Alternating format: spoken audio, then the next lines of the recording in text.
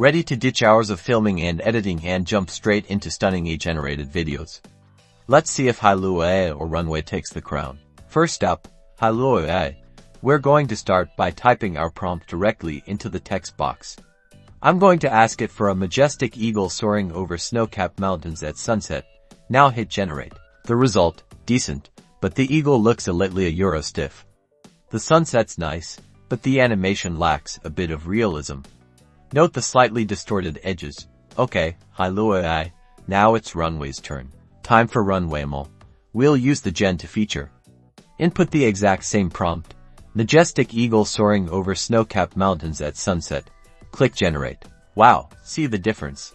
The eagle's animation is much smoother, the mountains have more detail, and the overall lighting is significantly more realistic. Side by side, RunwayML clearly wins this round. Its rendering engine captures finer details and creates more fluid movements. Hailuo AI is good for quick mockups, but RunwayML takes the lead when realism is key. Keep in mind RunwayML does come with a cost. While they have a free tier, you'll likely need a paid subscription for longer, higher quality videos. Evaluate your needs and budget before deciding which is best for you. Now go and create.